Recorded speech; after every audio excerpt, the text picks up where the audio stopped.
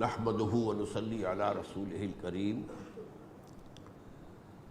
اما بعد فقد قال الله تبارك وتعالى كما ورد في سورة آل عمران اعوذ باللہ من الشیطان الرجیم بسم اللہ الرحمن الرحیم اذ قال اللہ تعالی یا عیسی ابن مریم وَإِذْ قَالَ اللَّهُ يَا عِيسَىٰ إِنِّي مُتَوَفِّيكَ وَرَافِعُكَ إِلَيَّ وَمُطَهِّرُكَ مِنَ الَّذِينَ كَفَرُوا وَجَاعِلُ الَّذِينَ اتَّبَعُوكَ فَوْقَ الَّذِينَ كَفَرُوا إِلَىٰ يَوْمِ الْقِيَامَةِ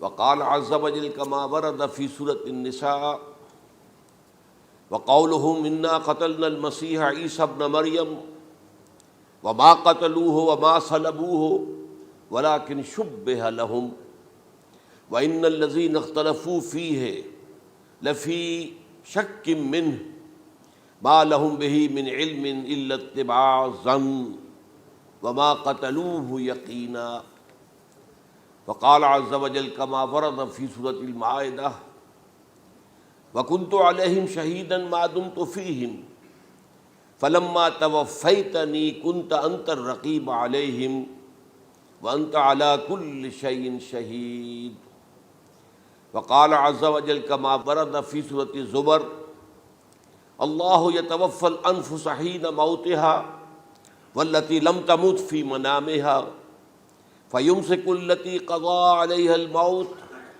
ويرسل الأخرى إلى أجل مسمى صدق الله العظيم رب اشرح لي صدري ويسر لي امري واحلل عقدة من لساني يفقهوا قولي اللهم ربنا الهمنا رشدنا واعذنا من شرور انفسنا اللهم ارنا الحق حقا وارزقنا اتباعه وارنا الباطل باطلا وارزقنا اجتنابه آمین یا رب العالمین۔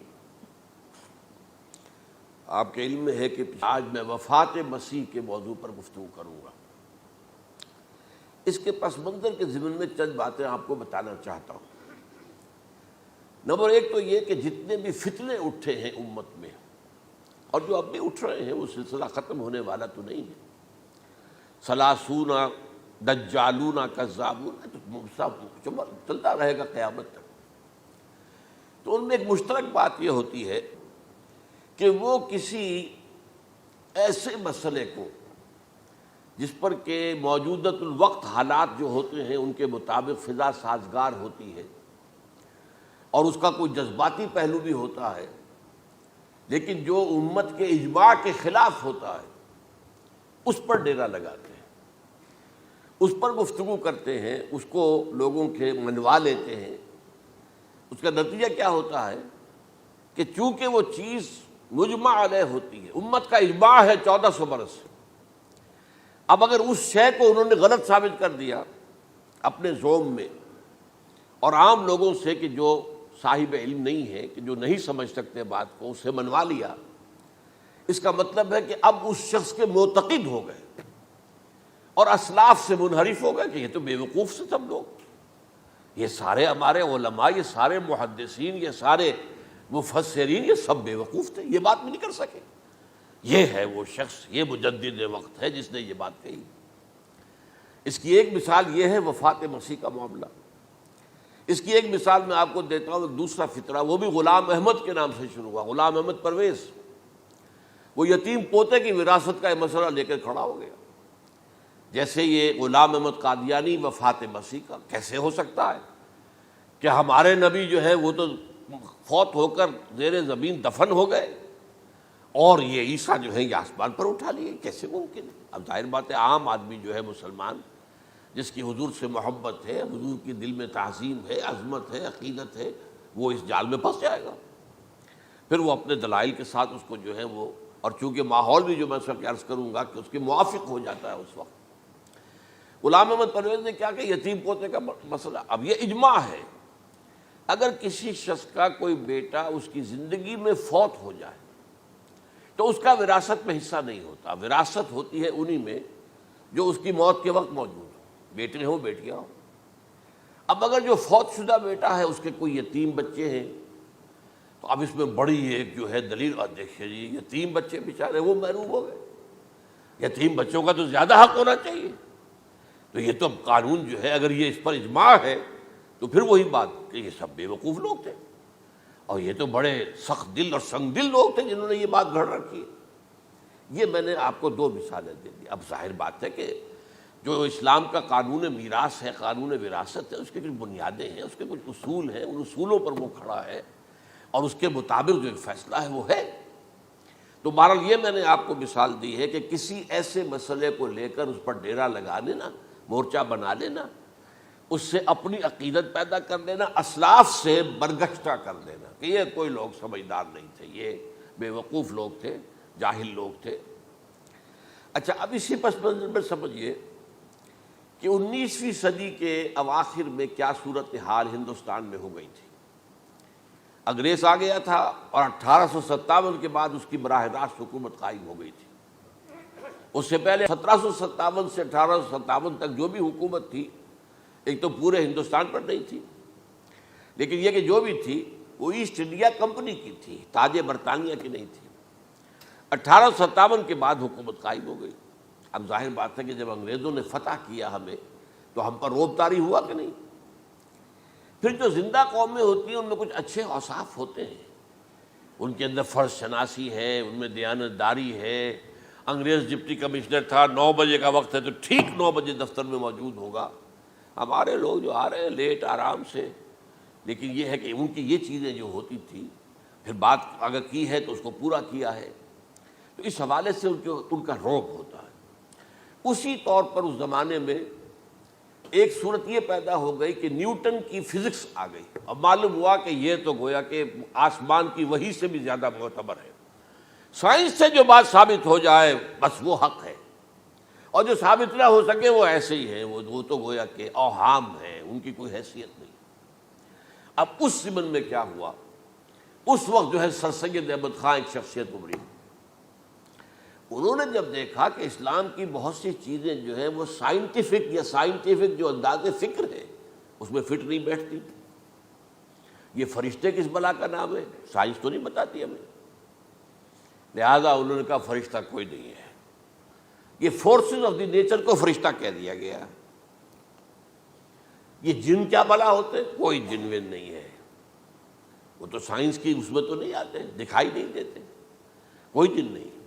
یہ تو جو مشتعل مزاج کے لوگ ہوتے ہیں انسان، ان کو جن کہہ دیا گیا کہ وہ آگ سے پیدا ہوئے ہیں. جیسے ہم کہہ دیتے ہیں فلاں شخص غصے میں آگ بگولا ہو گیا، تو وہ آگ تھوڑی ہو جاتا، یہ تو استعارہ ہے.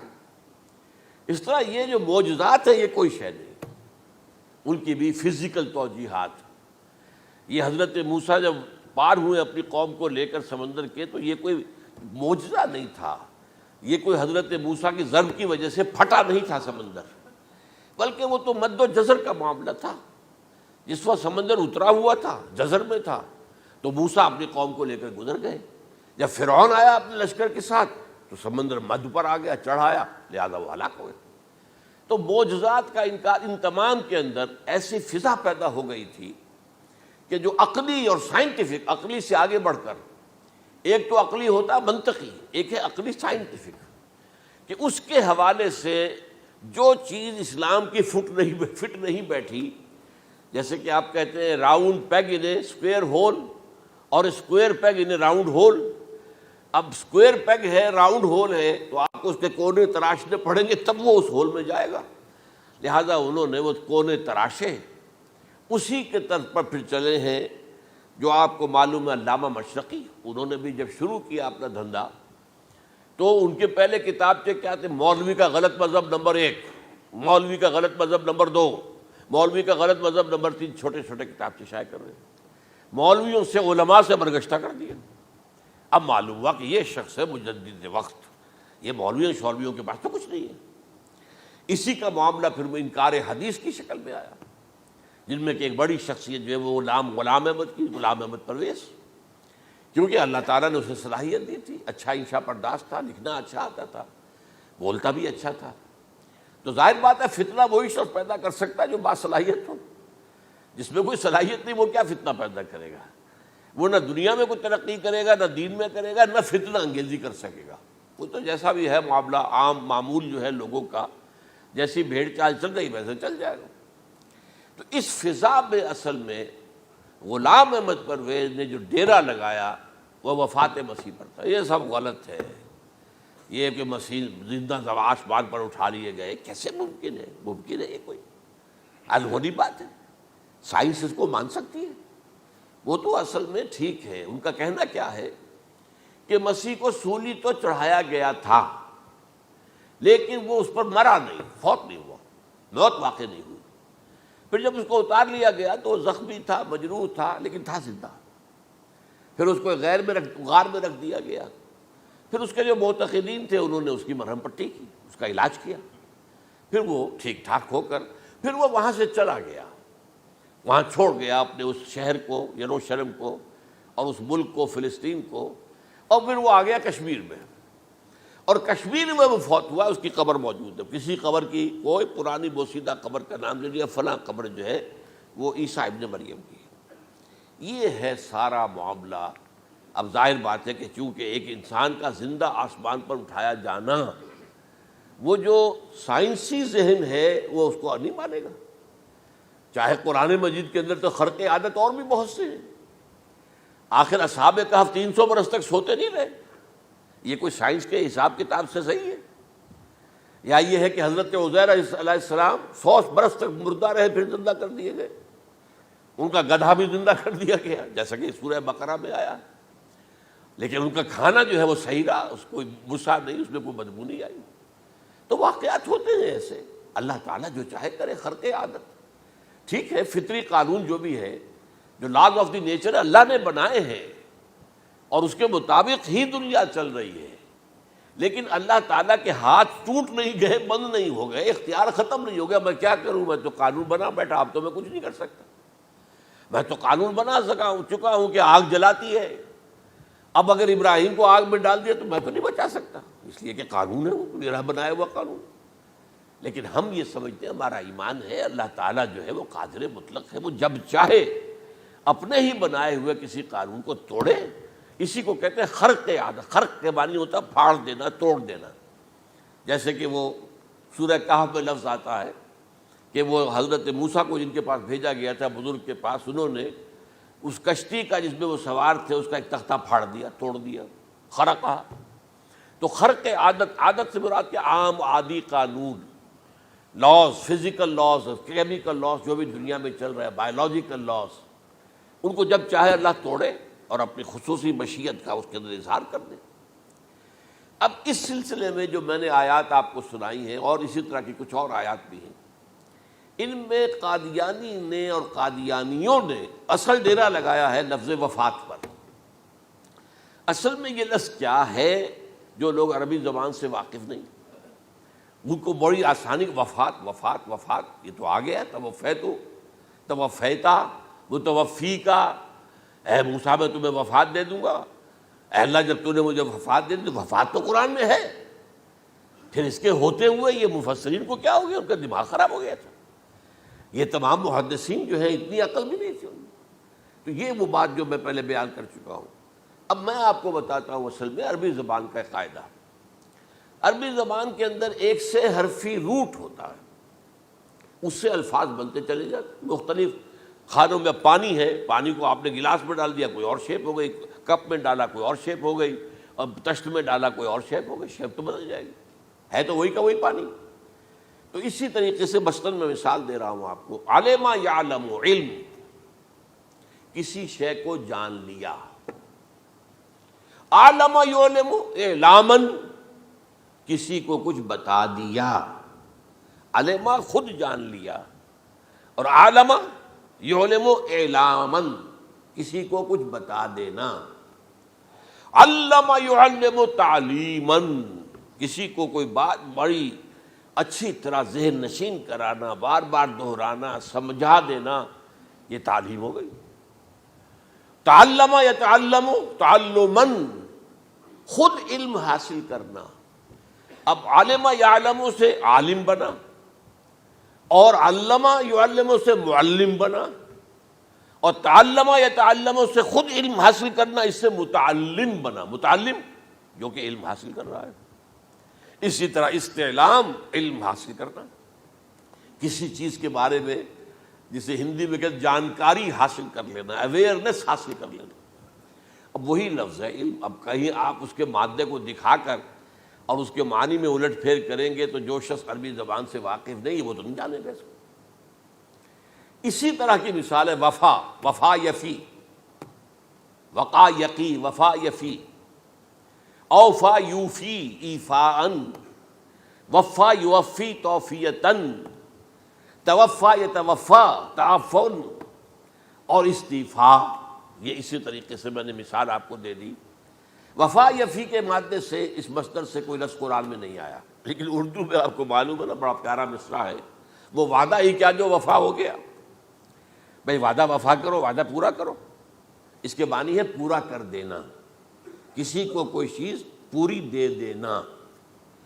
اور اس کے بعد اوفا یوفی، اس کے معنی بھی وہی ہے، بھرپور۔ اس سے بنے گا اوفو بعہدی اوف بعہدکم، یہ جو سورہ بقرہ کے 5ویں رکوع میں آیا ہے، یہودیوں تم میرے عہد کو پورا کرو تو میں تمہارے عہد کو پورا کروں گا، تم میرے عہد کو پورا کرو، میں نے تم سے عہد لیا تھا کہ جو رسول نبی امی آئیں گے، نبی رسول امی، اس کو تمہیں ماننا ہے، اس کا ساتھ دینا ہے۔ اوفو بعہدی، اب اس عہد کو پورا کرو۔ اوف بعہدکم، تو میں تمہارے ساتھ برکات خیرات جیسی پہلے رہی ہیں ابھی باقی رکھوں گا۔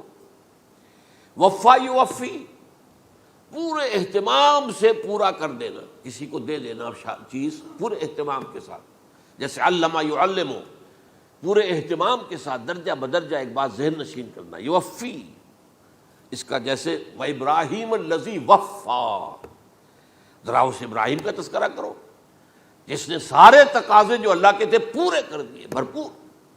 جو امتحان آیا اس میں وہ ثابت قدم نکلے۔ توفا یا توفا، یہ آیا کسی شے کو پورا پورا لے لینا۔ اب ایک ہے پورا پورا دے دینا، ایک ہے پورا پورا لے لینا، ایک ہے کسی کو علم دینا، علم یعلم تعلیما، کسی کو پورا دینا، وفا یوفی توفیتن، کسی سے علم حاصل کرنا، تعلم یتعلم تعلما، کسی سے پورا پورا لے لینا ہے، توفا یتوفی، اور اسی طرح استیفاء، کسی سے پورا لے لینا۔ یہ لفظ آیا ہے ویل للمطففین الذین اذا اکتالوا علی الناس یستوفون واذا کالوہم ووزنوہم یخسرون۔ ہلاکت و بربادی ہے ان ڈنڈی مارنے والوں کے لیے جو جب تول کر لیتے ہیں تو پورا لیتے ہیں، اور جب دیتے ہیں تو اس میں کمی کر دیتے ہیں، ڈنڈی مار جاتے ہیں۔ الا یظن اولئک انہم مبعوثون، کیا انہیں یاد نہیں رہا ہے کہ یہ دوبارہ اٹھائے جائیں گے، اللہ کے سامنے کھڑے ہوں گے، حساب ہوگا پورا پورا پیسے پیسے کا۔ تو یہ میں نے آپ کو اس گردان سے بتا دیا کہ ایک ہی لفظ جو ہے وہ کتنے معنی دے رہا ہے۔ مادہ ایک ہے، وفا یوفی پورا کر دینا، اوفا یوفی پورا کر دینا، لیکن توفا یتوفی پورا لے لینا، استیفاء پورا لینا، اذا اکتالوا علی الناس یستوفون واذا کالوہم ووزنوہم یخسرون۔ اب دیکھیے اس میں قرآن مجید جو ہے اس کے ضمن میں سب سے جو فیصلہ کن آیت ہے وہ سورہ زمر کی ہے، اور یہ جو میں نے پچھلی مرتبہ بھی آپ سے کہا تھا، لا یاتیہ الباطل من بین یدیہ ولا من خلفہ، قرآن پر باطل حملہ آور ہو ہی نہیں سکتا، نہ سامنے سے نہ پیچھے سے۔ اب دیکھیے یہ ساری آیتیں جن میں حضرت مسیح کا ذکر ہے اور وفات کا لفظ جو ہے مختلف صورتوں میں استعمال ہوا ہے، اس میں سورہ زمر جو کہ مکی صورت ہے اس میں ہے وہ کانٹے دار آیت جس سے مسئلہ حل ہوتا ہے۔ وہ کیا ہے؟ وہ میں نے آپ کو سنائی ہے، اللہ یتوفی الانفس حین موتہا، اللہ قبض کر لیتا ہے، لے لیتا ہے نفس کو اس کی موت کے وقت، واللتی لم تمت فی منامہا، اور جس کے مرنے کا وقت نہیں آیا، مرا نہیں ہے، اس کی نیند میں لے لیتا ہے۔ فیمسک التی قطع علیہ الموت، تو جس پر موت کا فیصلہ ہو چکا ہے اس کو تو روکے رکھا ہے، موت کے وقت لیا اور روکے رکھا۔ اور ویرسل اخری الی اجل مسمی، اور جو دوسرے ہیں جن کی موت کا وقت نہیں آیا ان کو مؤخر کر دیتا ہے، واپس کر دیتا ہے، لوٹا دیتا ہے۔ سوال یہ، نیند میں کیا چیز اللہ لیتا ہے؟ کیا جان لیتا ہے؟ ظاہر بات ہے نہیں، شعور نہیں چلا گیا۔ ایک ہے انسان کا شعور، وہی تو سب سے اعلیٰ شے ہے، سب سے اونچی چیز تو وہی ہے۔ یہ شعور ختم ہو گیا تو انسان کہاں رہا؟ اس کے نیچے جو کچھ ہے وہ تحت شعور ہے، سب کانشیس مائنڈ۔ تو خواب واب جو ہوتے ہیں وہ سب کانشیس مائنڈ کے ہوتے ہیں، وہ کانشیس مائنڈ کے تو نہیں ہوتے۔ جو کانشیسنس ہے، شعور جو ہے، اور خاص طور پر خود شعوری، وہ نیند میں اللہ سلب کر لیتا ہے۔ تو محض شعور کے لیے بھی وفات کا لفظ آ گیا۔ ابھی تو جان یہی ہے، جو سویا ہوا ہے وہ مرا تو نہیں ہے، زندہ ہے۔ البتہ جب جس کو ہم موت کہتے ہیں وقت آیا تو شعور بھی لے لیا، جان بھی لے لی، دو چیزیں لے لی۔ حضرت عیسیٰ پر پورا اطلاق ہوا، مجسم عیسیٰ کو لے لیا، شعور بھی لے لیا، جان بھی لے لی اور بدن بھی لے لیا۔ تو گویا کہ لفظ توفا کا کامل اطلاق تو صرف عیسیٰ پر ہو رہا ہے۔ ہم جب مرتے تو ہمارا جسم تو یہی رہتا ہے، وہ تو گیا قبر میں، پورا قبض نہیں کیا اس نے، پوری شے کو اپنے قبضے میں نہیں لیا، جسم تو یہی ہے۔ لیکن یہ کہ موت کے اندر ظاہر بات ہے کہ جان گئی، اور جان ہی اصل چیز ہے۔ جب جان نکل گئی تو یہ کیا ہے؟ یہ تو یوں سمجھیے کہ اب ایسی چیزیں جلدی سے قبر میں دبا دو ورنہ یہ سڑے گی، گل جائے گی۔ اور قبر میں بھی کیا ہوگا؟ کیڑے ویڑے کھائیں گے، ختم کریں گے، الا ماشاء اللہ جس کو اللہ چاہے۔ انبیاء کرام اور شہداء کی جسموں کو اللہ تعالیٰ نے محفوظ رکھا ہوا ہے، واللہ عالم۔ تو اس اعتبار سے تو اب توفا، اللہ یتوفی الانفس حین موتها، اب لفظ کا لفظ دیکھیے، یہ قرآن مجید میں نہ معلوم کتنے معنی میں آیا۔ ایک تو پورا وجود کسی کا یہ نفس ہے، میرا نفس، نفسی نفسی نفسی، کیا ہوگا جب قیامت کے دن ہم بول رہے ہوں گے؟ اور جو اللہ کے لیے بھی لفظ آ گیا نفس، نفس کے معنی ہم جب بولتے ہیں عام طور پہ تو وہ تو برے سمجھ میں بولتے ہیں، بھائی یہ نفسانی تقاضے ہیں، ان کو ذرا دبا کے رکھو۔ لیکن یہ نفس، یحذرکم اللہ نفسہ، اللہ تمہیں ڈراتا ہے اپنے آپ سے، یعنی اللہ اپنی ذات سے ڈراتا ہے کہ وہ جہاں رؤوف اور رحیم ہے وہاں پر وہ عذاب دینے والا بھی ہے، انتقام بھی لیتا ہے، شدید العقاب بھی ہے۔ تو یہ بھی ہو گیا نفس۔ پھر نفس جو ہے ہم اس کو بھی کہہ دیتے ہیں، جو کہ نفس کی ایک کیفیت ہے خاص، نفس لوامہ، نفس امارہ، نفس مطمئنہ، یا ایتھا النفس المطمئنہ ارجعی الی ربک راضیۃ مرضیہ۔ تو یہاں پر کیا ہے؟ نفس سے مراد پہلا جو ٹکڑا ہے، اللہ یتوفی الانفس حین موتہا، شعور جو ہے اسے، اس پر لفظ نفس کا اطلاق ہوا۔ اور جب موت ہوتی ہے تو شعور کے ساتھ جان بھی اس کے اندر شامل، وہ نفس کا اطلاق ہو گیا اس پر بھی۔ اور اصل میں لفظ توفا جو ہے اس کا حقیقی مفہوم اگر پورا ہوا ہے اس معنی میں کہ پورا کا پورا لے لینا، تو وہ تو صرف حضرت مسیح علیہ السلام کے بارے میں ہے۔ شعور جمع جان جمع جسم، وہ سب کے سب اللہ تعالیٰ نے لے لی۔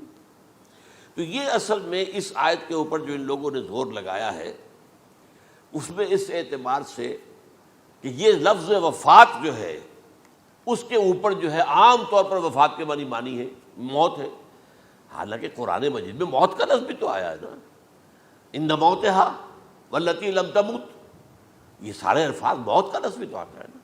لیکن یہ کہ وفات کا لفظ بھی ہے، کوئی شک نہیں ہے، حضور کی وفات ہو گئی، فلاں کی وفات ہو گئی، یہ بھی ہے، لیکن یہ اس کا ایک استعمال ہے۔ وفا یفی، اوفا یوفی، وفا یوفی، توفا و یتوفی، استیفا یستعفی، یہ سارے الفاظ اسی سے وفا کے لفظ سے بن رہے ہیں۔ اب یہ کہ اس کے ضمن میں عقلی بات آپ کے سامنے رکھنا چاہتا ہوں۔ یہ تو میں نے آپ کے سامنے اس لفظ کے حوالے سے، کیونکہ سارا ڈیرا اس لفظ پر ہے ان کا۔ دیکھیے پہلی بات عقلی طور پر یہ ہے جو قرآن سے ثابت ہے، رسول کبھی قتل نہیں ہو سکتا، اور رسول کبھی مغلوب نہیں ہو سکتا۔ اس میں فرق ہے نبی اور رسول کا، نبی قتل ہو سکتا ہے، رسول قتل نہیں ہو سکتا۔ اب یہ علیحدہ بحث ہے، نبی کون ہوتا ہے، رسول کون ہوتا ہے۔ اس میں جو اجماع ہے تمام امت کا وہ کیا ہے کہ رسول خاص ہے، نبی عام ہے۔ نبی بہت آئے ہیں، 1.25 لاکھ آئے ہیں بعض روایات کی روح سے، رسول بہت تھوڑے 313 ہیں۔ قرآن مجید میں یوں سمجھیے کہ 20 کے قریب تو انبیاء کا ذکر ہے، اور 5-7 ہیں جو رسول ہیں۔ حضرت نوح رسول ہیں، آدم تو رسول نہیں تھے، نبی تو تھے۔ حضرت شیس رسول تو نہیں تھے، نبی تو تھے۔ حضرت ادریس رسول تو نہیں تھے، نبی تو تھے۔ نبی تو رسول جو ہے پہلے وہ تو حضرت نوح ہے۔ تو اس طریقے حضرت جو ہود ہیں، پھر حضرت صالح ہے۔ اس حوالے سے نبی اور رسول کے فرق کو سمجھیے۔ تو قرآن کہتا ہے کتب اللہ لاغلبن انا ورسلی، اللہ نے طے کر دیا ہے، لکھ دیا ہے، میں اور میرے رسول غالب آ کر رہیں گے۔ رسول مغلوب نہیں ہو سکتے۔ نمبر 2، وَلَقَدْ سَبَقَتْ كَلِمَتُنَا لِعِبَادِنَا الْمُرْسَلِينَ أَنَّهُمْ هُمُ الْمَنْصُورُونَ وَأَنَّ جُنْدَنَا لَهُمُ الْغَالِبُونَ۔ یہ بات ہمارے طرف سے طے کی جا چکی ہے، پہلے سے طے ہو چکی ہے، پہلے سے معین قانون ہے اپنے ان رسولوں کے بارے میں جنہیں ہم نے بھیجا ہو، رسولوں کے، نبیوں کے بارے میں نہیں، کہ وہی منصور ہوں گے، ان کی مدد کی جائے گی لا محالہ، اور ہمارا جو لشکر ہوگا یعنی رسول کے ساتھ جو لوگ ہوں گے وہ اللہ کا لشکر ہے، وہ حزب اللہ ہے۔ وَأَنَّ جُنْدَنَا لَهُمُ الْغَالِبُونَ، لازماً وہ غالب ہو کر رہیں گے۔ یہ 2 چیزیں جو ہے قرآن مجید کے اندر، یہ 2 آیات نص سے قطعی ہیں کہ رسول کبھی مغلوب نہیں ہو سکتا، رسول کبھی قتل نہیں ہو سکتا۔ اب عجیب بات دیکھیے سورہ آل عمران میں، کیونکہ حضرت عیسیٰ کے ساتھ حضرت یحییٰ بھی موجود ہیں۔ حضرت یحییٰ حضرت مریم کے خالہ زاد بھائی تھے، حضرت زکریا کے بیٹے تھے۔ سورہ آل عمران اور سورہ مریم دونوں میں آپ دیکھتے ہیں کہ پہلے یحییٰ کا ذکر ہوتا ہے، پھر عیسیٰ کا ذکر ہوتا ہے۔ یہ ہم عصر بھی تھے، لیکن یہ کہ سینئر تھے حضرت یحییٰ۔ لیکن حضرت یحییٰ کی مدح قرآن کرتے کرتے آخری بات کیا کہتا ہے؟ نبیم من الصالحین، لفظ رسول نہیں آیا ان کے لیے۔ اور وہیں سائملٹینیس کنٹراسٹ ہے سورہ آل عمران میں حضرت عیسیٰ کے لیے، وہ سارے ان کی مدح رسولاً الی بنی اسرائیل، وہ رسول تھے اور وہ نبی تھے۔ نبی قتل ہو گئے، ایک آبرو باختہ لڑکی کی فرمائش پر قتل کر دیا۔ ایک ڈانسر، اس پر بادشاہ اس وقت جو تھا، وہ بادشاہ کیا تھا؟ وہ ایسے بادشاہ ہوتے تھے اس زمانے میں جیسے ہمارے ہاں بھاولپور کے جو ہے نواب ہے، بادشاہ تو انگریز تھا، حکومت تو اس کی تھی، لیکن ایک اٹانومی سی دے رکھی تھی۔ راجے جو ہے، راجہ صاحب ہیں، مہاراجہ ہیں، یہ راجے مہاراجے اور نواب جو ہوتے تھے یہ ایک اٹانومی تھی۔ باقی یہ کہ اصل میں تو بادشاہ جو ہے تو انگریز کی تھی۔ تو اسی طرح کی ایک اٹانومی جو ہے حکومت وہاں اس وقت تھی اصل میں رومیوں کی۔ اس کا گورنر وہاں موجود تھا، پائلیٹس پونٹس، لیکن یہ کہ انہوں نے یہودیوں کو ایک مذہبی اٹانومی دے رکھی تھی۔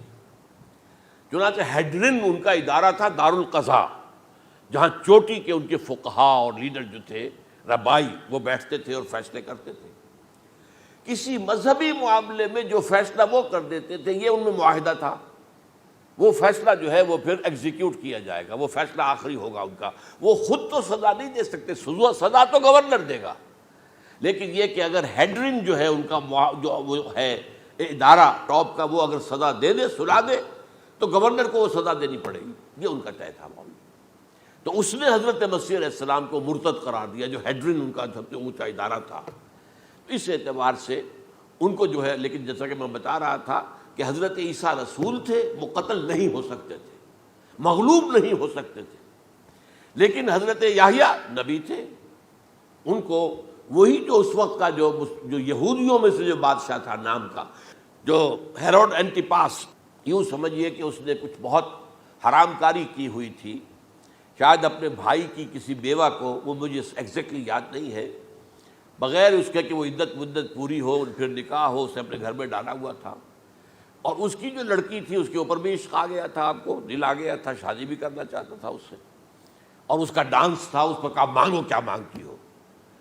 تو اس نے کہا، اس لیے کہ حضرت یحییٰ جو ہے تنقید کرتے تھے بہت کہ یہ تم کیا حرام کام کر رہے ہو، تم نے جس طریقے سے جس عورت کو گھر میں ڈالا ہوا ہے، تم گناہ کر رہے ہو، تم شریعت کے خلاف کام کر رہے ہو۔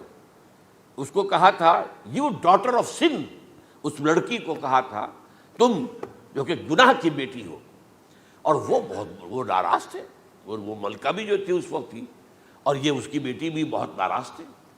تو انہوں نے کہا, مجھے وعدہ لے لیا کہ دیکھو جو کہہ رہے ہیں, جو مانگوں گی مانگنا پڑے گا. ہاں مانگوں گا.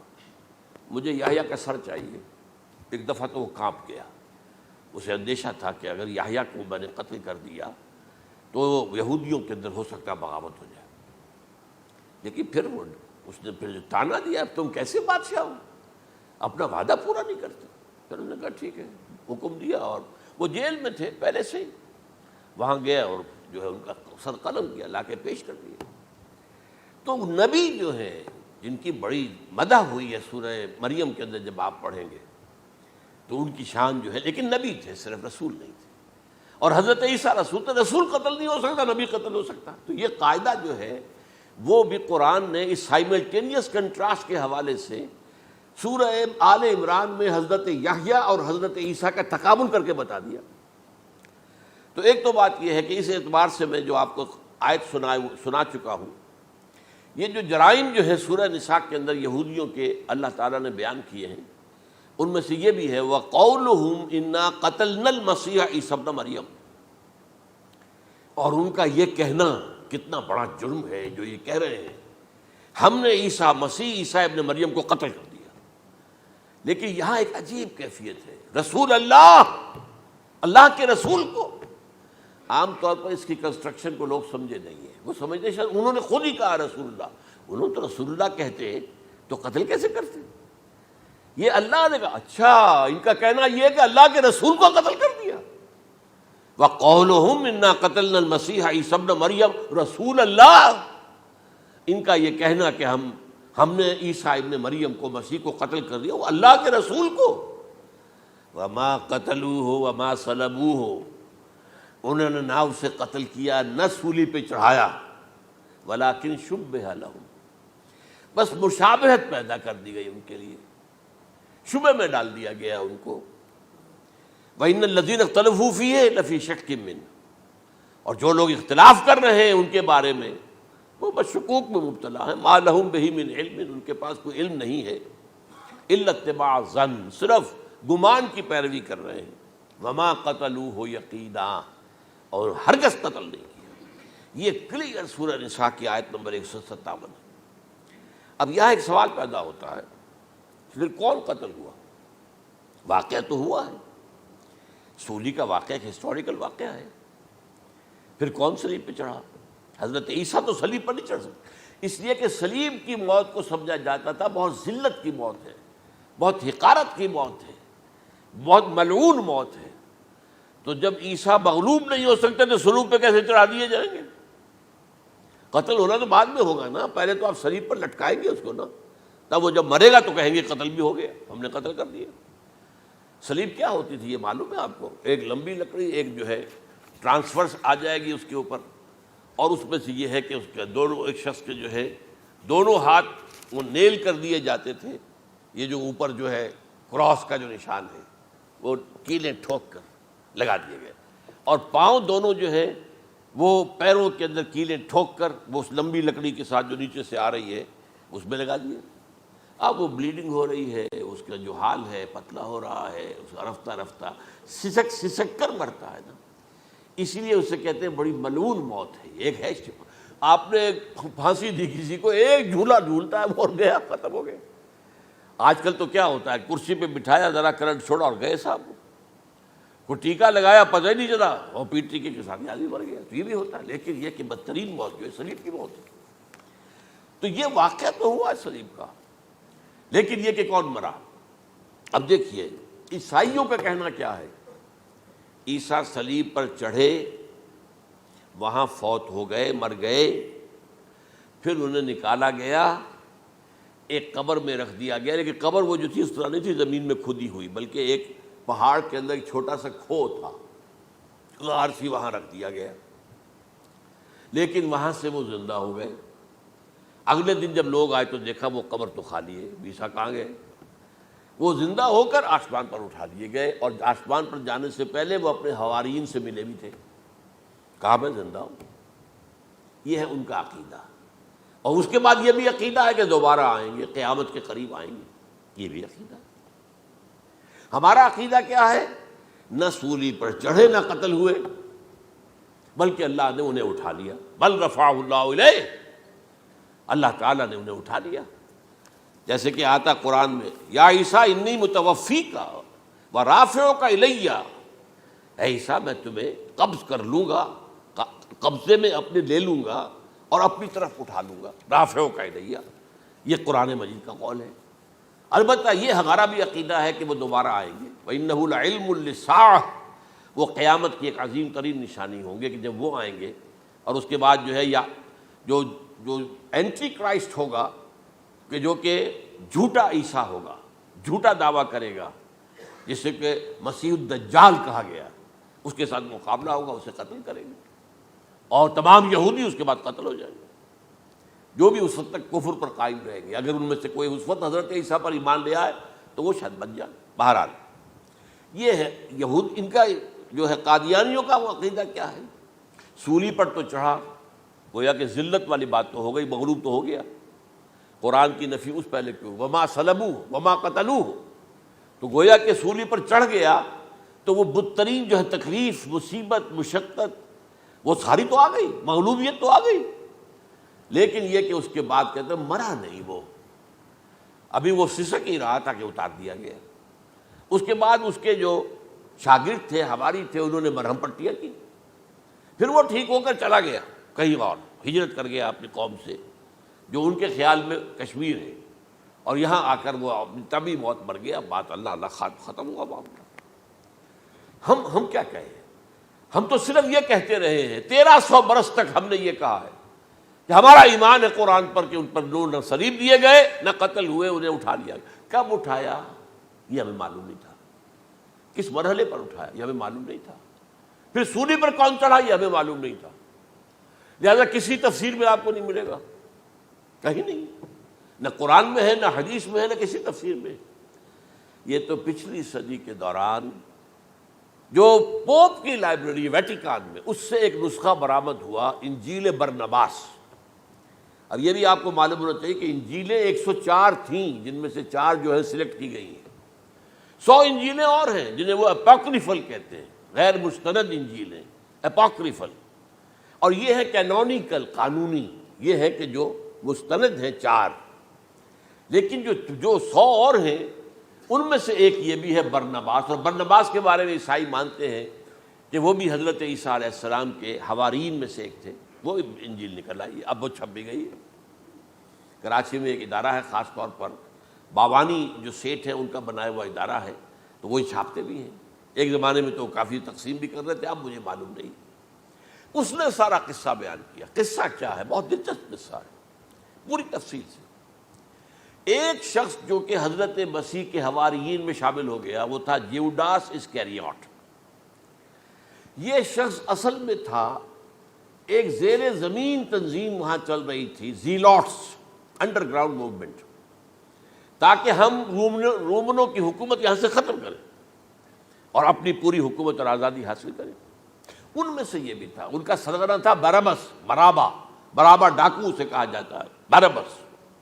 ظاہر بات ہے کہ قانون شکن تھا تو ڈاکو ہی تھا۔ اچھا، ان میں سے یہ شخص جو ہے، اس نے جیوڈاس نے حضرت عیسیٰ کے معجزے دیکھے بہت، اور اتنا یقین ہو گیا اسے کہ یہ شخص جو ہے عیسیٰ، یہ ایک مرتبہ اگر رومیوں پر لعنت بھیج دے، کرس کر دے، تو رومی ختم ہو جائے۔ لیکن ان سے کئی دفعہ جو ہے پھیر ڈال کر، ہیر پھیر کے ساتھ کوشش کی گئی کہ رومیوں کے خلاف وہ کوئی جو ہے وہ لعنت برآمد کر دے، وہ نہیں کرتے تھے۔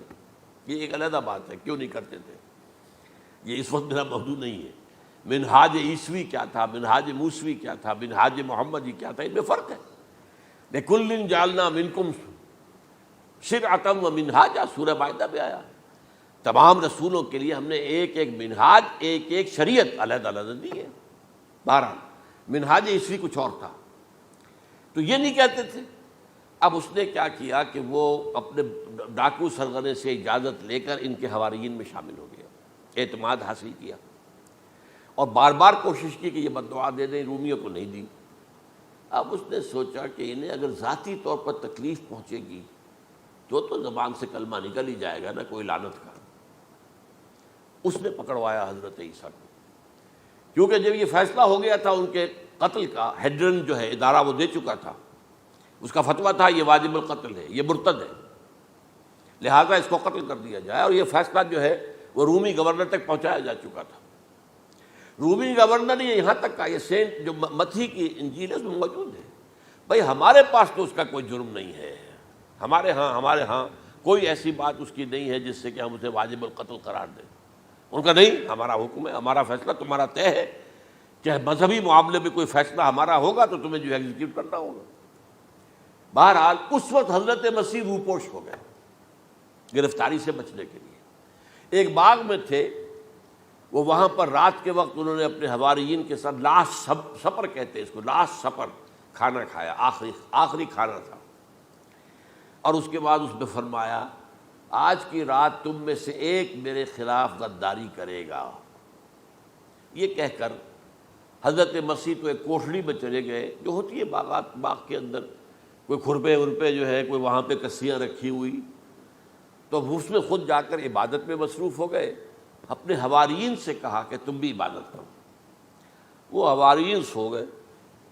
اب یہ اسکریوٹ جو ہے یہ اٹھا، یہ گیا رومیوں سے جا کر کہا میں پہنچا دیتا ہوں عیسیٰ تک، پکڑوا دیتا ہوں، آؤ میرے ساتھ. 30 ان کے آدمی آئے.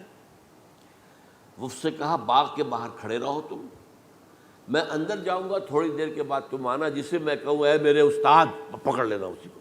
یعنی رومنس کو معلوم نہیں تھا کہ یہ کون ہے عیسیٰ، لیکن یہ کہ یہ تو یہودیوں کو معلوم تھا نا سب کچھ. ہوا کیا کہ وہ جب اندر آیا ہے اور کوٹھڑی میں داخل ہوا، اسی وقت اس کی شکل بدل دی گئی حضرت مسیح کی. شبہ لہم، مشابہت پیدا کر دی گئی، شبیہ بدل دی گئی، اور چھت پھٹی، 4 فرشتے اترے اور حضرت مسیح کو لے کر آسمان پر چلے گئے. تو باہر آیا وہ، تو جیسے ہی وہ یہ باہر آیا وہ باقی ہماری جان گئے، اے ہمارے استاد. اسی وقت جو ہے وہ رومی داخل ہو گئے تو پکڑ لیا. تو اصل میں گرفتار ہوا ہے برنباس کی انجیل کے مطابق یوڈاس اسکریوٹ، وہ سولی چڑھا ہے. لعنتی موت اس پر آئی. کیوں آئی ہے؟ غداری کی اس نے، بٹرے کیا حضرت مسیح علیہ السلام کو. تو وہ تو مستحق تھا، کوئی ظلم نہیں تھا. اگر عیسیٰ کی جگہ کسی اور کو دے دیا جاتا ایسے کسی کو پکڑ کر تو وہ تو ظلم ہو جاتا نا، اس کا تو کوئی جرم نہیں تھا. تو یہ تو واقعی مجرم تھا.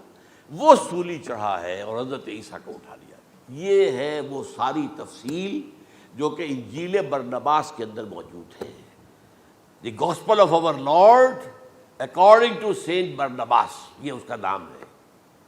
ایونجیلیم برنابے، یہ جو ہے یونانی زبان میں اس کا نام ہے یا لیٹن میں. بہرحال یہ ہے معاملہ. تو پہلی بات تو یہ ہے کہ عقلی طور پر رسول نہ مغلوب ہو سکتا ہے نہ قتل ہو سکتا ہے. ہمارا عقیدہ ہے وہاں ماں صلبوہ و ماں قتلوہ. لیکن یہ کہ اگر یہودی، اگر جو قادیانی مانتے ہیں سولی چڑھ گئے تو صلیب تو ہو گئی، قرآن کی نفی تو ہو گئی، ہاں مرا نہیں، یہ دوسری بات ہے. دوسری بات یہ ہے کہ رسولوں کے باب میں اللہ کا قانون کیا ہے. اگر کسی قوم کی طرف رسول کو بھیجا اور اس قوم نے بحیثیت مجموعی انکار کر دیا، رد کر دیا، ریجیکٹ کر دیا، پوری قوم ہلاک، اور رسول اور اس کے جو چند ساتھی ایمان لے آتے تھے وہ وہاں سے ہجرت کر کے چلے جاتے تھے. لیکن ہجرت کر کے جاتے تھے تو اس کے بعد کسی اور مقام پر کریں گے اہل نظر تازہ بستیاں آباد. پھر وہاں پر ایک قوم انہوں نے جو ہے اپنا مرکز بنایا، ایک نئی امت کھڑی ہو گئی. اس کی سب سے بڑی مثال کیا ہے؟ قوم عاد ختم ہوئی حضرت ہود علیہ السلام کو ریجیکٹ کرنے کے باعث ہلاک کر دی گئی. حضرت ہود علیہ السلام اپنے ساتھیوں کو لے کر، یہ قوم عاد تھی عرب کا جزیرہ نما عرب کے جنوبی علاقے کے اندر، جو اب صحرا ہے، بہت بدترین صحرا ہے، الربع الخالی جسے کہتے ہیں، خالی ہے. وہاں کوئی زندگی کے آثار ہے ہی نہیں، نہ کوئی پتیاں ہیں، نہ کوئی گھاس ہے، نہ کوئی انسان ہے، نہ کوئی حیوان، کچھ نہیں. الربع الخالی بدترین صحرا ہے. وہ صحرا ایسا ہے کہ اس کے اندر کوئی چیز ٹکتی نہیں ہے، جو چیز اوپر ہوگی وہ دھستی چلی جائے گی، اندر چلی جائے گی. ورنہ عام صحرا کے اندر ریت کے اوپر اونٹ بھی چلتا ہے، انسان بھی چلتے ہیں، لیکن اس میں نہیں. تو یہاں پر قوم عاد جو ہے آباد تھی، اور اب جو ہے وہ سیٹلائٹ سے دیکھ لیا گیا ہے کہ قوم عاد کا جو بڑا بادشاہ تھا شداد، اس نے جو جنت بنائی تھی وہ موجود ہے، زیر زمین اسی صحرا کے نیچے دفن شدہ موجود ہے، جس کو کہا گیا ہے الم تر کیف فعل ربک بعاد ارم ذات العماد التی لم یخلق مثلها فی البلاد، ایسے ایسے ستونوں والا جیسے پہلے دنیا میں بنے ہی نہیں تھے۔ وہ قوم عاد کی بڑی زبردست قوم تھی، قوم جبارین، لیکن یہ کہ اس کے بعد ہلاک ہو گئی۔ اب حضرت ہود اپنے مسلمان ساتھیوں کو لے کر نکل گئے، جزیرہ نماء عرب کے مغربی کونے میں جا کر، شمال مغربی کونے میں آباد ہو گئے۔ وہاں ایک نئی قوم پیدا ہوئی، سمود۔ اب یہ اسلامی بستی بن گئی، لیکن اس کے اندر بھی پھر بعد میں زوال آیا، پھر وہاں نبی بھی آئے، لیکن اس کے بعد یہ کہ آخری رسول بھیجے گئے حضرت صالح، اور وہ بھی ہلاک ہوئے کیونکہ حضرت صالح کو انہوں نے رد کر دیا۔ تو یہ میں نے مثال دی ہے آپ کو کہ رسول جو ہے وہ وہاں سے اگر ہجرت کرتا ہے تو ہجرت کر کے وہ یہ نہیں جان بچا کے جا کے گمنامی میں کہیں مر گیا، وہ تو جا کر اپنے ساتھیوں کو لے کر جائے گا، اور جا کر جو ہے وہاں پر جو ہے ایک نئی جگہ پر آباد ہوگا، ایک نئی تہذیب ابھرے گی۔ تو یہ تو نہیں ہوا، یہ گمنام ہو کر آ کر کشمیر میں مر گیا تو اس کی کیا حیثیت ہوئی؟ حضرت عیسیٰ علیہ السلام یا تو اگر ہجرت کرتے، یا جب انہیں معلوم ہو گیا تھا کہ میرے قتل کا فتویٰ ہو گیا ہے، تو آپ وہاں سے ہجرت کر سکتے تھے، لیکن اپنے ساتھیوں کو تو لے کر جاتے نا، اپنے حواریین کو لے کر جاتے، اور کہتے ہیں 12 حواریین کے علاوہ اور بھی کوئی 70 کے قریب لوگ تھے جو ان پر ایمان لائے تھے، ان کو لے کر جاتے، کسی جگہ جا کر آباد ہوتے، وہاں ایک نئی جو ہے بستی بنتی، وہاں مسلمانوں کی ایک آبادی ہوتی۔ تو ان میں سے تو کوئی شے بھی نہیں ہوئی، بات ہی ختم ہو گئی۔ لہذا عقلی طور پر بھی یہ بات ثابت نہیں ہو سکتی، خلاف عقل ہے، قرآن کے اصولوں کے خلاف ہے کہ وہ سولی چڑھے ہوں لیکن مرے نہ ہوں، پھر اتر گئے تو مرہم پٹی کر دی۔ اچھا، کیا رومنوں کو اور یہودیوں کو پتہ نہیں چلا کہ مریم پٹی ہو رہی ہے اس کی اور عیسیٰ مرا نہیں ہے؟ اگر ان کے پتہ چل جاتا تو کیا وہ چھوڑ دیتے؟ اب مرہم پٹی کے بغیر تو 12 جو شخص سولی پر لٹکا رہا ہے وہ تو تقریباً مردہ ہی ہوتا ہے نا۔ وہ چلیے ہو سکتا ہے کہ کوئی ایسا امکان ہو کہ اس کی نبض ابھی چل رہی ہو اور وہ اتار لیا جائے اور مرہم پٹی کر لی جائے تو بچ جائے، لیکن یہ کہ پھر اس کے بعد وہ اگر وہاں سے ہجرت کرتے تو وہاں سے وہ اپنے حواریین کو لے کر جاتے اور کسی نئی جگہ پر جا کر آباد ہوتے۔ ان دونوں اعتبارات سے یہ بات ناقابل قبول ہے، ناقابل یقین ہے۔ لیکن اسی مسئلے کو لے کر انہوں نے، جو جیسا کہ میں نے بتایا تھا، وفات ہو گئی، کیسے ہو سکتا ہے ہمارے نبی جو سید المرسلین ہیں وہ تو زیر زمین دفن ہو گئے اور یہ جو آسمان پر اٹھا لیے گئے، یہ کیسے ہو سکتا؟ بس اس کے اوپر عام لوگ جو ہیں وہ متاثر ہوئے، اور خاص طور پر وہ سائنٹیفک مائنڈ جو بن گیا تھا، تو چونکہ سائنس کے اس خاکے کے اندر وہ بات فٹ نہیں بیٹھتی، لہٰذا ان لوگوں نے اس کو قبول کیا۔ اب یہ کہ یہ جو واحد استثناء ہوا ہے یہ کسی اور کے ساتھ نہیں ہوا۔ ویسے حضرت مسیح کی پوری شخصیت مستثنیٰ ہے، بن باپ کے تو کوئی اور رسول پیدا ہوا ہی نہیں، نہ نبی پیدا ہوا۔ پھر وہ معجزے جو حضرت مسیح کو ملے کسی نبی کو نہیں ملے۔ حضرت صالح کو ایک ہی معجزہ ملا تھا نا ایسا کہ لوگوں نے کہا کہ تم یہ اس چٹان میں سے ابھی ایک گابن اونٹنی برآمد کر کے دکھا دو، وہ دکھا دی گئی، پھر ہلاک کر دیے گئے۔ لیکن جو اور معجزے حضرت مسیح کو دکھائے ہیں وہ بچپن میں بولے ہیں، گود میں تھے یا پگھوڑے میں تھے، بولے ہیں انی عبد اللہ آتانی الکتاب وجعلنی نبیا۔ یہ بات نہ ہوتی تو حضرت مریم کے کیا حشر کرتی قوم کہ تمہاری بغیر شادی کے یہ کہاں سے لے آئی ہو تم، یہ تو ولد الزنا ہے۔ پھر تو یہ سارا معاملہ جو ہے حضرت عیسیٰ بولے ہیں وہاں پہ، خود وہ بچہ بولا ہے۔ اب اس کے بعد بولنے کی لوگوں کے اندر کیا گنجائش تھی؟ زندہ کو مردہ کر دینا، ثم بإذن اللہ، مردہ زندہ ہو گیا۔ اور تخلیق حیات، ایک پرندہ بنانا گارے کا، پھونک مارنا اور اڑتا ہوا پرندہ بن جائے، ایک کوڑی کے جسم پر ہاتھ پھیرنا اور کوڑ ختم، ایک مادرزاد اندھے کی آنکھوں پر ہاتھ پھیرنا اور بینائی آ گئی۔ یہ سارے معجزات مستثنیٰ شخصیت ہے۔ ان کا یہ استثناء کیوں کیا گیا، یہ بڑی تلخ بات ہے، یہ یاد کر لیجیے، کیونکہ یا تو قوم اسی وقت ہلاک کر دی جاتی جیسا کہ ہوا قوم نوح، قوم ہود، قوم عاد، قوم سمود، قوم شعیب، یہ ہوا کہ نہیں ہوا؟ اور صدوم اور عمورہ کی بستیاں جہاں حضرت لوط بھیجے گئے، اور آل فرعون جو ہلاک کیے گئے، یا تو پوری قوم ہلاک کی جاتی؟ نہیں، یہ یوں سمجھیے کہ اس پورے معاملے کو درمیان میں سے ایک وقفہ دے دیا گیا، حضرت عیسیٰ کو اٹھا لیا گیا، اور حضرت عیسیٰ دوبارہ آئیں گے. یہ کیوں کیا گیا؟ اب اس میں بڑی تلخ بات آپ سے کہہ رہا ہوں، یہ آپ کے لیے قبول کرنا آسان نہیں، حلق سے نیچے اترے گی مشکل سے. اس قوم کو زندہ رکھا گیا ہے جو ملعون اور مغضوب علیہم قوم ہے. سب سورہ فاتحہ میں مفسرین لکھتے ہیں ضالین یہ نصارہ ہیں اور مغضوب علیہم یہ یہودی ہیں. اور قرآن کہتا ہے لعن الذین کفروا من اہل الکتاب علی لسان داؤد عیسی ابن مریم، لعنت کی گئی ایک ملعون اور مغضوب قوم کے ہاتھوں. آخری امت محمد اور اس کا بھی بہترین حصہ، اس پر عذاب ان کے ہاتھوں آئے گا. عربوں پر عذاب یہودیوں کے ہاتھوں، اس لیے ان کو بچایا گیا. یہ میں نے کئی دفعہ واقعہ سنایا، مولانا اسلائی صاحب بتایا کرتے تھے، کیونکہ وہ راجپوت تھے، یو پی کے راجپوت مشرقی حصے کے، کہ ہمارے ہاں کوئی نوجوان اگر کوئی بڑی گری ہوئی حرکت کرتا تھا تو اس کے سر پر چمار کے ذریعے، چمار کے ہاتھوں جوتا لگوایا جاتا تھا. اگر راجپوت کے سر پر راجپوت کا جوتا گرا تو چلو تکلیف تو ہوئی، لیکن یہ کہ راجپوت کا جوتا گرا ہے نا، پڑا ہے. لیکن راجپوت کے سر پر چمار کا جوتا، جس کو آپ انگریزی میں کہتے ہیں to add insult to injury, وہ تکلیف بھی ہے جوتا کھانے کی اور انسلٹ ہے کہ ایک چمار مار رہا ہے. یہ امت سب سے خیر امت ہے، کنتم خیر امت اخرجت للناس. اس کے لیے عذاب بھی بدترین آئے گا. اور کن پر آئے گا؟ اس امت کا جو اصل نیوکلیس ہے عرب، جس کے بارے میں حضور کی حدیث موجود ہے ویل للعرب، عرب کے لیے بہت بڑی ہلاکت ہے. اور آج ہماری نظر میں آ رہا ہے وہ ملعون اور مغضوب علیہم قوم، ان کے سینے کے اندر خنجر کی طرح بھونکی گئی ہے. اور 30 کروڑ کے قریب عرب بے حمیتی، بے غیرتی، بزدلی، کمزوری، ذلت، مسکرت کی مثال بنے ہوئے. کوئی بول سکتا ہے اس اسرائیل کے خلاف؟ کوئی بول سکتا ہے؟ 30-35 لاکھ آدمی ہے اسرائیل کے اندر یہودی، اس سے زیادہ تو امریکہ میں 50 لاکھ کے قریب، کل 1.25 کروڑ آدمی ہے یہ یہودی پوری دنیا کے اندر.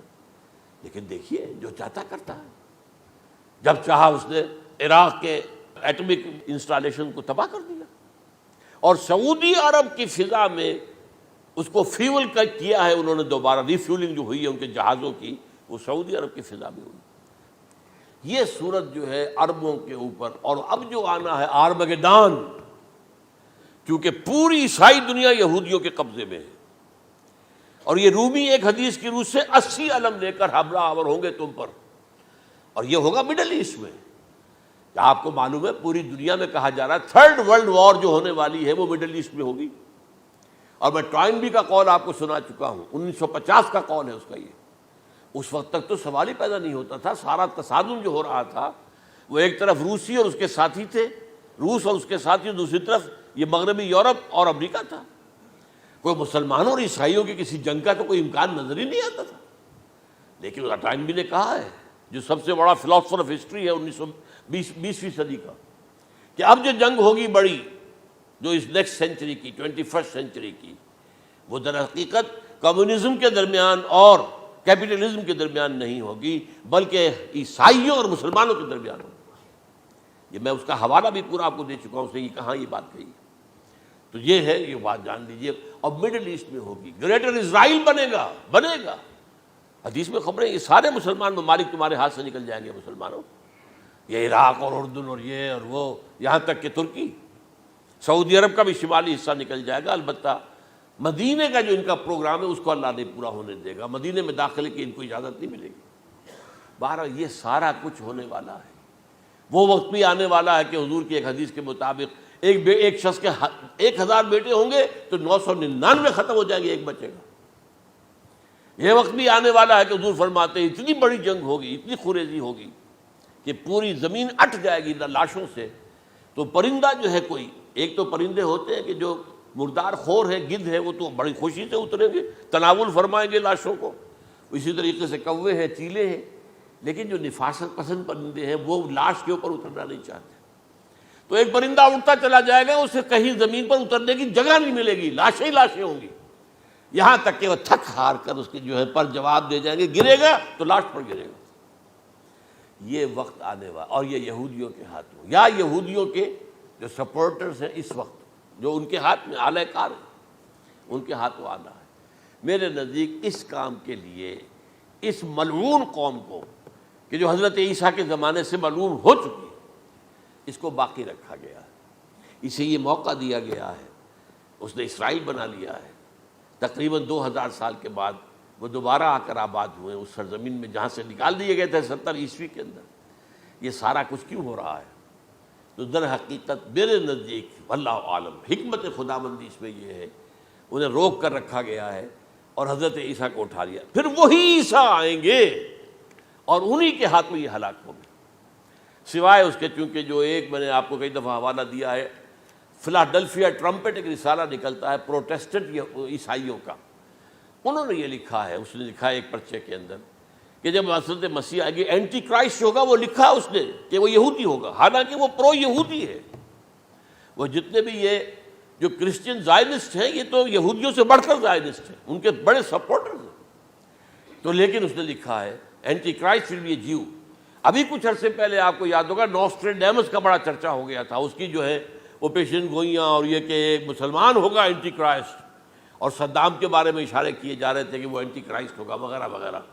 لیکن انہوں نے لکھا ہے کہ وہ اینٹی کرائسٹ یہودی ہوگا، اور اس نے لکھا 80% یہودی قتل ہو جائے گا۔ یہ میں نے ایک تعویل کی ہے اپنے ذہن میں کہ 20% شاید وہ ہوں جو حضرت عیسیٰ کی جو سیکنڈ کمنگ ہے، آمد ثانی کے موقع پر ان پر ایمان لے آئیں اور وہ بچ جائیں۔ لیکن جو بھی حضرت عیسیٰ کا انکاری ہوگا وہ ختم کر دیا جائے گا، جیسے قوم نوح ختم ہوئی، قوم ہود ختم ہوئی، قوم عاد ختم ہوئی، قوم صالح ختم ہوئی، اسی طریقے سے۔ تو یہ قانون خداوندی پورا ہونا ہے۔ بس ایسے ہی ہے جیسے کسی کو پھانسی کا حکم تو ہو گیا ہو لیکن ابھی ایگزیکیوشن نہ ہوئی ہو، ہوتا ہے 2 سال 3 سال گزر جاتے ہیں کہ پھانسی کا حکم ہے لیکن یہ کہ اب وہ پھانسی نہیں ہو رہی ہے، وہ اپیل و در اپیل معاملہ چل رہا ہے۔ یہ ہے میرے نزدیک واللہ عالم، اللہ تعالیٰ نے یہ کوڑا ان مسلمانوں کے لیے رکھا ہوا ہے کہ جن کے رتبے ہیں سوا، ان کی سوا مشکل ہے۔ جتنا اونچا مقام اللہ نے دیا عربوں کو، ان میں حضور کو اٹھایا، ان کی زبان میں اپنا آخری کلام نازل کیا، تو ان کی ذمہ داری بھی بہت ہے۔ جن کے رتبے ہیں سوا، ان کی سوا مشکل ہے۔ اقول قولی ھذا واستغفر اللہ لی ولکم ولسائر المسلمین والمسلمات۔